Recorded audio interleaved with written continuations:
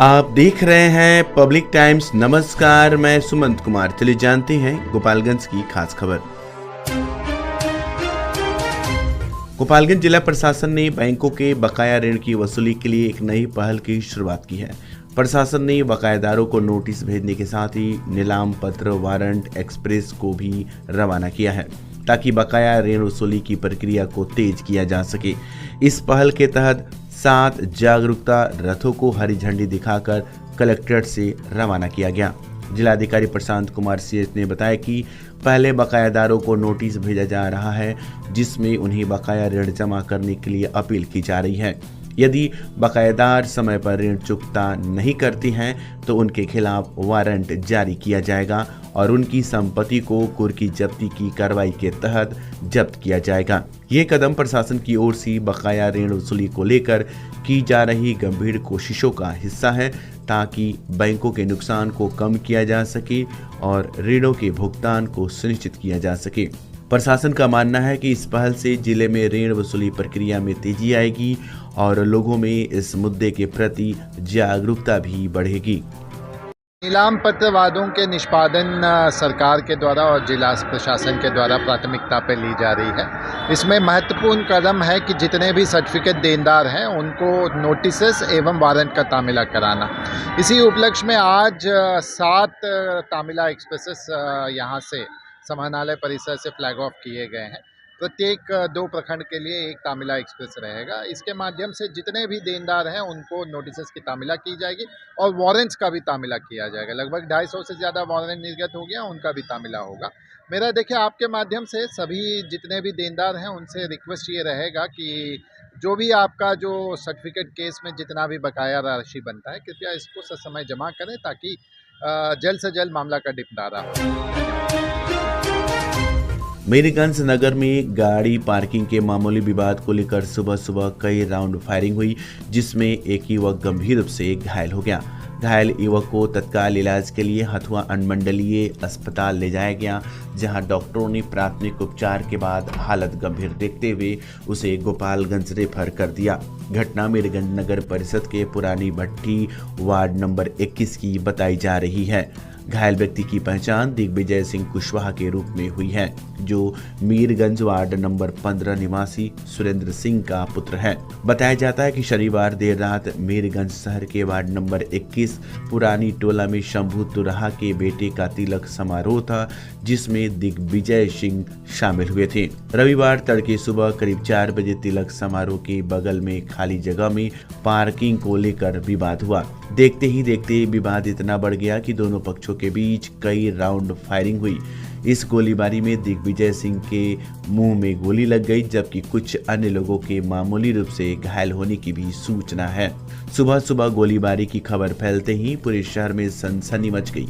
सूचना मिलते ही मीरगंज पुलिस मौके पर पहुंची और घटनास्थल की घेराबंदी कर छानबीन शुरू कर दी। इस मामले में हथुआ एसडीपीओ आनंद मोहन गुप्ता ने बताया कि पुलिस जांच में जुटी हुई है। मौके से 2 खोखा और 1 जिंदा कारतूस बरामद किया गया है। गोपालगंज जिले के भोरे थाना क्षेत्र में पुलिस ने वाहन जांच और गुप्त सूचना के आधार पर एक 10 चक्का ट्रक को पकड़ा। ये कार्रवाई भोरे मीरगंज मुख्य सड़क पर स्थित ज्ञान गंगा पब्लिक स्कूल से 100 मीटर पूरब की गई। जब ट्रक की तलाशी ली गई तो उसकी बॉडी के तहखाना बनाकर रखी गई 1282 लीटर ऑफिसर चॉइस विदेशी शराब बरामद हुई। पुलिस ने मौके से 2 तस्करों को भी गिरफ्तार किया जिनकी पहचान कृष्ण मोहन यादव निवासी रतनपुर थाना एकबन्ना जिला देवरिया और संजीव तिवारी निवासी बेलसड़ी थाना बढ़लगंज जिला गोरखपुर के रूप में हुई है। गिरफ्तार दोनों आरोपियों को अग्रतर कानूनी कार्रवाई के बाद न्यायिक हिरासत में भेज दिया गया है। पुलिस मामले की गहन जांच में जुटी हुई है। गोपालगंज मीरगंज NS 531 पर थावे थाना क्षेत्र के चनावे गांव के दुर्गा मंदिर के सामने शनिवार देर रात अज्ञात वाहन की चपेट में आने से एक युवक गंभीर रूप से घायल हो गया। घायल युवक की पहचान लछवार पंचायत के पूर्व सरपंच दूधनाथ चौधरी के भतीजे 25 वर्षीय विशाल कुमार के रूप में हुई। घटना के संबंध में बताया जा रहा है कि विशाल किसी शादी समारोह में शामिल होने के बाद शनिवार देर रात अपनी बाइक से घर लौट रहा था। जैसे ही वह चनावे गांव के दुर्गा मंदिर के पास पहुंचा, लगभग रात 12 बजे गोपालगंज की ओर से तेज गति से आ रहे एक अज्ञात वाहन ने उसे जोरदार टक्कर मार दी और फरार हो गया। घटना की सूचना मिलते ही थावे थाना के एएसआई नीरज कुमार पांडे अपने पुलिस बल के साथ गश्ती के दौरान मौके पर पहुंची और सड़क पर घायल अवस्था में पड़े युवक को उठाकर सदर अस्पताल भेजा। पुलिस ने दुर्घटनाग्रस्त बाइक को जब्त कर थाने में रखा।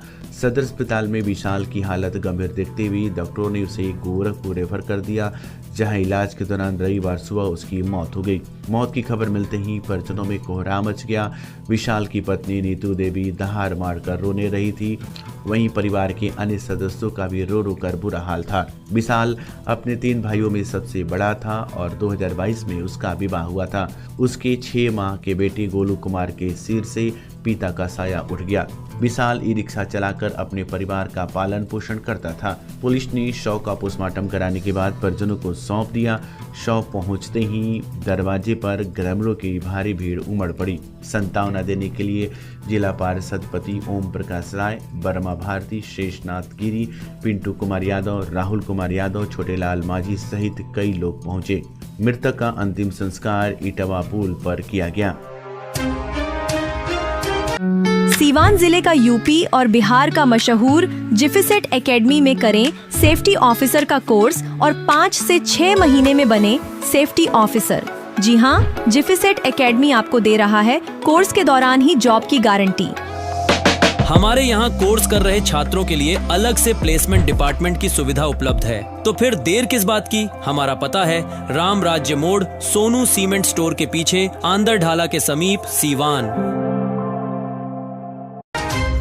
विजयपुर और कटिया प्रखंड के सीमावर्ती क्षेत्र को बिहार सरकार ने उद्योग क्षेत्र के रूप में घोषित किया है। इस क्षेत्र को स्वीकृति दिलाने में भोरे विधायक एवं बिहार सरकार के शिक्षा मंत्री सुनील कुमार की महत्वपूर्ण भूमिका रही है। उनके प्रयासों से इस क्षेत्र में 132/33 kV बिजली उपकेंद्र और दुग्ध प्रसंस्करण इकाई की मंजूरी मिली, जिसका शिलान्यास बिहार के मुख्यमंत्री नीतीश कुमार द्वारा किया जा चुका है। इसी क्रम में विजयपुर और कटिया प्रखंड प्रशासन ने बिजली उपकेंद्र की 4 दीवारी का निर्माण कार्य शांतिपूर्ण ढंग से संपन्न होने की आधिकारिक पुष्टि की है। इस दौरान निर्माणाधीन बिजली उपकेंद्र के निरीक्षण में विजयपुर की अंचल अधिकारी वेद प्रकाश नारायण, कटिया अंचल अधिकारी विजयपुर के प्रखंड शिक्षा पदाधिकारी और दोनों थानों की पुलिस टीम मौजूद रही। ये बिजली उपकेंद्र क्षेत्र में औद्योगिक विकास और ऊर्जा आपूर्ति को सुचारू बनाने में महत्वपूर्ण भूमिका निभाएगा।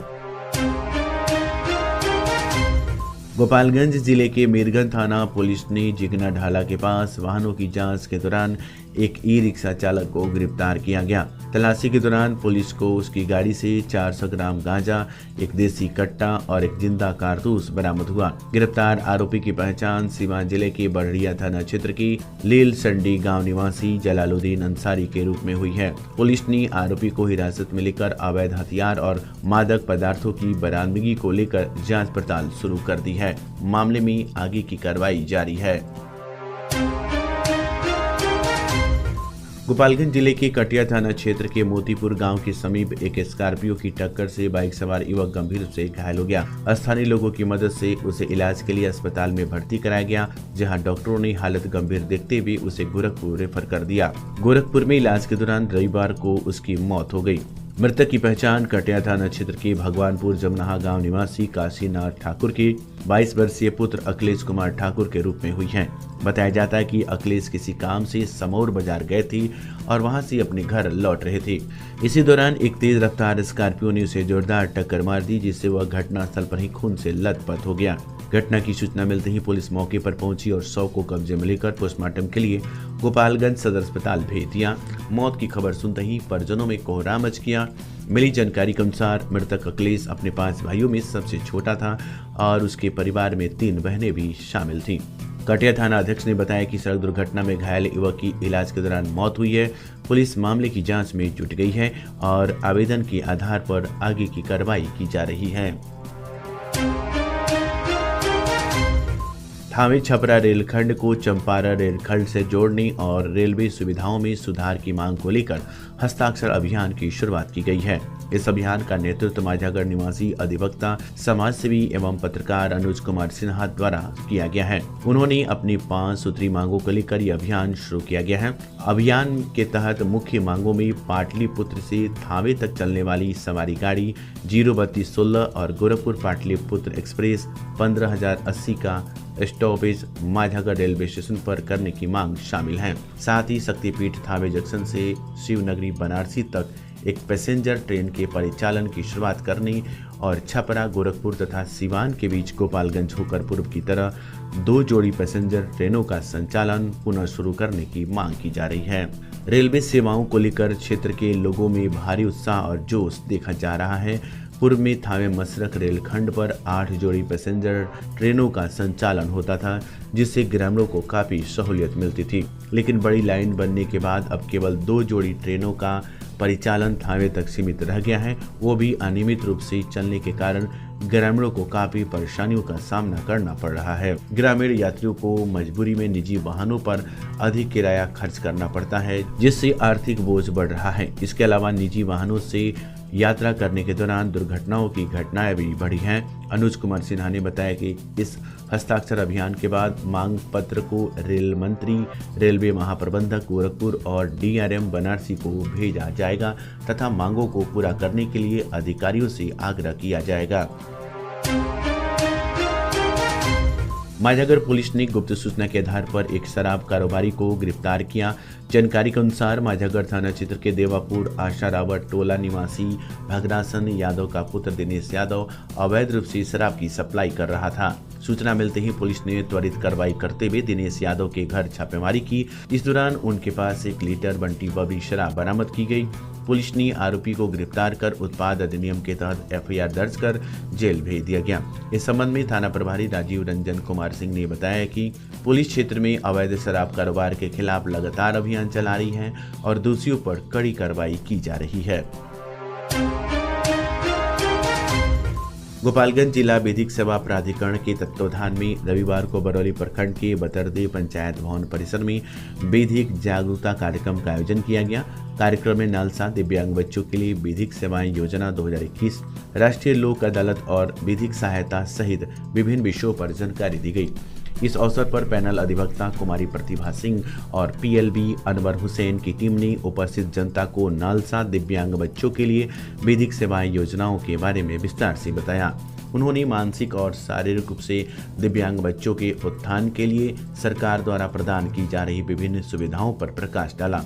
इनमें शिक्षा का अधिकार अधिनियम के तहत गरीब, अक्षम और कमजोर बच्चों के लिए मुफ्त नामांकन एवं शिक्षा व्यवस्था, नौकरियों में दिव्यांग बच्चों के लिए आरक्षण जैसी योजनाएं शामिल हैं।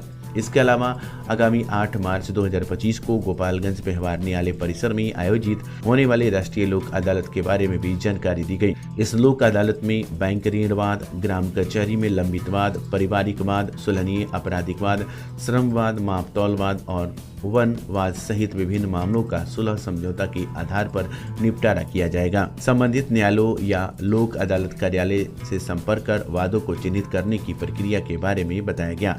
इसके अतिरिक्त एसिड अटैक पीड़ितों के लिए प्रतिकर योजना, मुफ्त विधिक सहायता की उपलब्धता और अन्य कल्याणकारी योजनाओं के बारे में जागरूकता फैलाई गई। कार्यक्रम में उपस्थित ग्रामीण जनता और बच्चों के बीच जिला विधिक सेवा प्राधिकरण से संबंधित हैंडबिल वितरित किए गए और केंद्र एवं राज्य सरकार की विभिन्न कल्याणकारी योजनाओं की जानकारी दी गई।